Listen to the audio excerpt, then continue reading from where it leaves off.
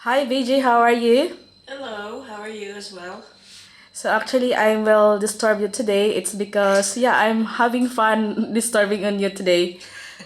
So actually I've just been like it's almost a week that I'm trying to catch you, and then I want to make some, a quick interview on how learning is very effective, like especially like in our the pandemic right now, the Whatever's happening. COVID-19.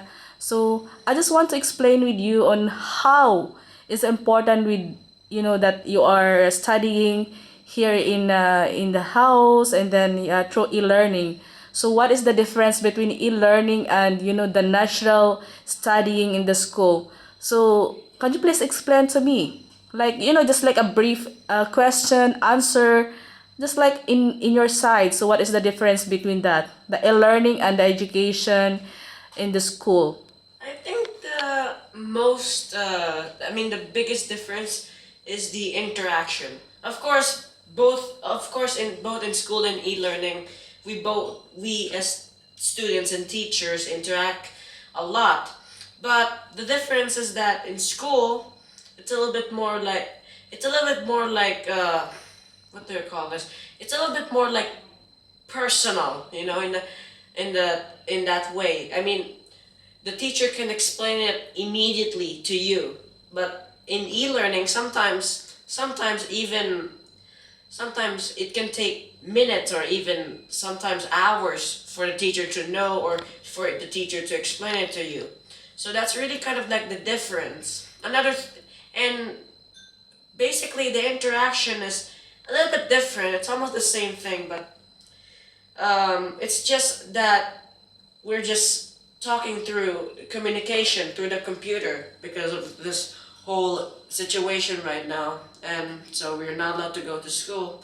Another thing is that the routines that we do in school. For example, like in school, I'm often I'm during mornings, afternoons, and even after what they call this, even in home time, I get to move around and use my and I get to move around and do my duty because I have a duty there, guiding all people outside, either outside and telling people inside, get inside, or whatever the teachers want us to do as people who do duties every time. So that's really the difference. And the thing is, with e-learning, you're just sitting down in this couch or table or whatever. You're just sitting down in front of your computer for the next 6 hours. So it's a bit different in a way. It's more of like you're just sitting down rather than you get to move around in school. You get to enjoy its amenities. You go around. You get to go around and play with or talk with your friends and break time and all this stuff. But with e-learning, it's just about sitting down in the with a computer. You have your books around, your materials ready, colors, notebooks, books, textbooks, computer, whatever, your headphones, and that's all pretty much. Okay, so thank you for that answer. So I have another like a follow-up question on you. So what makes e-learning effective, especially in pandemic? I think the most important thing is as I said it, I think last time I said it was the first thing that I said was interaction. I think that's the most important thing because like students cannot just go and I mean they can learn. That's the thing. They can learn. They can learn on their own with textbooks, with their laptop, with their notebooks. But the thing is, the interaction with the teacher is really important because you can get answers from the internet, but what can you do with those answers if you do not have the explanation? Sometimes you get the answers without the explanations, and a lot of those, and the student just gets confused in all the way, just goes to the teacher, and so it's different. So it's very different if you're interacting with a teacher, and if you're not interact and if you're only doing it by yourself. Because with the teacher, he or she will be able to explain it to you in detail, whatever happens there, what can you do to improve the feedback and whatever. While in the internet, it's just the answer. It's Yeah, not, this and it's very much like it's not really more of like something that you can personally talk to, like as a person talking to interaction. another person like that. Yeah. It's more of like person, you're just interacting with the screen, the keyboard, the mouse, and the headset, and whatever it is in there. Definitely, yeah. So I have another question for you again. So what system are you used in e-learning? Like what kind of system in your application are you using and communicating with your teachers and then your fellow classmates? For the most part, we use Microsoft Teams. Okay. That's basically all of it. We use it for communication, for lessons, for lessons, for lessons, for communication between teachers and students, and the sharing of homework, assignments, and basically that's all of it. Okay. So I have another one again for you. So just give me some time. So what are the key points or what are the challenges preventing in e-learning success? Are you aware on that? Yes, of course, because I've been using this for like 6 weeks now. That's more than like a month or so. So the challenge is, again, sometimes it's hard to it's hard to communicate with e-learning because sometimes you don't have every time like for example the Wi-Fi or anything. So sometimes there are difficulties, sometimes the application doesn't work, or sometimes you literally just couldn't access the video systems. You cannot communicate through either the chat box, which we have in Microsoft Teams, and also with the headset. That's why I'm having this headset here.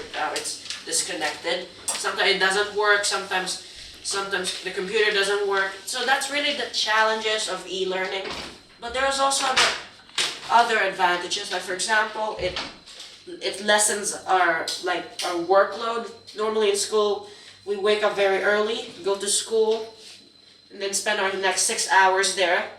Then we go to a bus and wait for another hour until we can go home. With this one, we can just pack it up in 15 minutes and we can go inside. So that's really one of the advantages. Another thing is we get to have more sleep. So that's pretty much all of it. Okay, so I have one more last question you again. So what is the involved and implementing e-learning system? Like what is involved on implementing this e-learning from yourself? Implementing like what you want to provide, like what you want more. To suggest. Yes. So,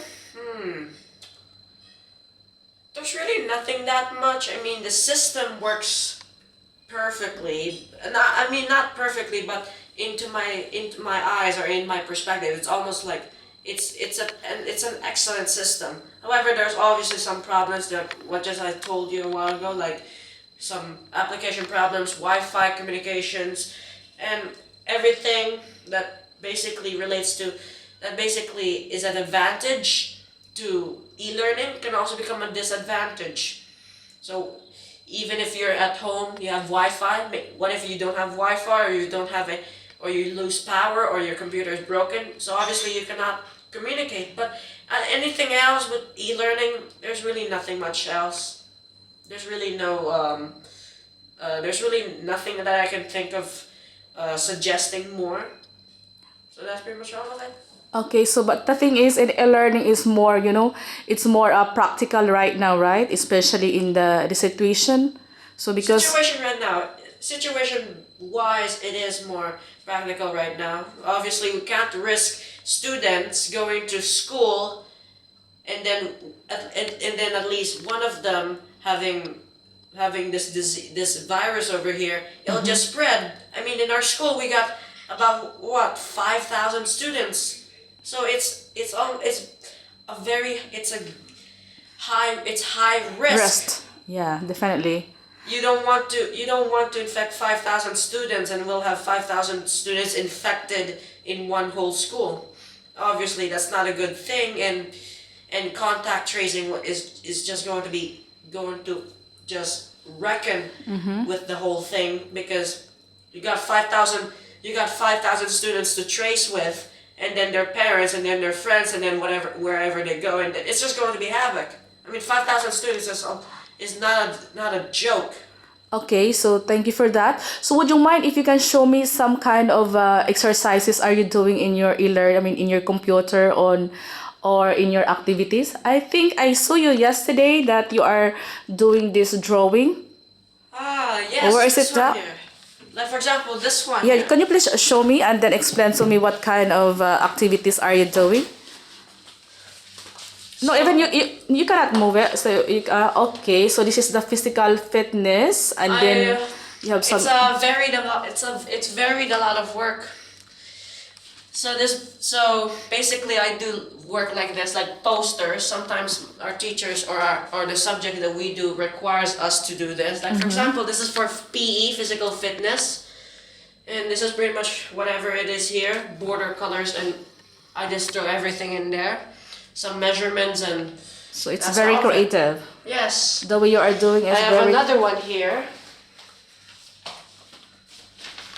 I have another one here. All of these are A2 size papers somehow. Okay.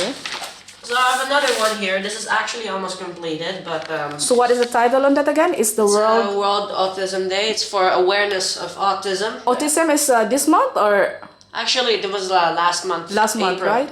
Okay. Yes. So this is everything again. It's almost the same format as this one, but I just like to change it up and test new things and new ideas. Okay. So what a great activity are But you this is doing? not only the things that I do. There's also notebooks. Yeah, I believe that. I And then I hear that you have 3 star in the last month, I guess. no, actually four. Okay, I mean, four. four. Yeah, 4 stars. So Actually this was oh my god. that's the certificate. Are you getting? Actually, this is not the certificate for this one. This is only for like what do they call this for January? As you can see here, January. Let me show me Oh, for sorry. this. But everything else is in the computer because obviously we cannot really go out and we cannot Okay. really risk. We cannot really use or spend ink that much. So that's pretty much I it. really appreciated what kind of students are you because how old are you, Jay? 12 years old. So in 12 years you have a lots of like lots of lessons and learnings that you, and then I can see that you are a very hard working student. I'm not really used to be like this 2 years, 3 years back. Yeah, but the way you are studying is more like you are in the college, but appreciated of what your parents are doing right now because what your parents are doing for you, it's very, you are giving give them back, like especially you are giving them that 4 stars. So it's very very overwhelmed for them that you are giving and return that 4 stars because it's very privileged for you, right? I'm not so going to say I'm privileged for having 4 stars. I mean, It's appreciation for you. Yeah, because you Yes. are hardworking. Of You course, you but- work with that. of course, but sometimes giving other people chance to be, privileged and make them feel that they have done something good is also a good thing. I mean, if we have 5,000 students, why don't we share them all to those people who are eligible for getting those awards? It's because maybe your teacher is looking at what kind of students are you, and then as like I say that you are doing your homework, doing your works in a nice way, and then of course I think you have a nice scores in your class. It's not really it's not only about those factors. There's a higher range or a bigger range of factors that really factor into you becoming to you becoming a good student or becoming an excellent student in class. I mean, it's not only about getting good scores and being good behavior, having good scores in exams, doing all of your work and all of these stuff. I mean, there's more than just doing work in school. I mean, it's a learning environment, and we get to learn. We get to know our mistakes. We get to be aware of our strengths and weaknesses. We get to be thought of things that we need to I mean, that are essential when we go, like when we go to like college or even to adulthood. But anyways, it is a good source of knowledge, and that knowledge that we get to uh, use until we are adults, until we go into our 60s, 70s. It's worth it. Okay, thank you so much for that wonderful question and answer for you. And it's because I really appreciate what you're doing right now. So I'm very thankful that you're giving me a chance to have a quick interview on you. And then, yeah, we'll see you soon again. And thank you very much for your time, Jay. And then, yeah, hopefully you will do your best as a student and then you will give to your parents as best as you can. So thank you very much for your time and bye bye. You're welcome. Bye.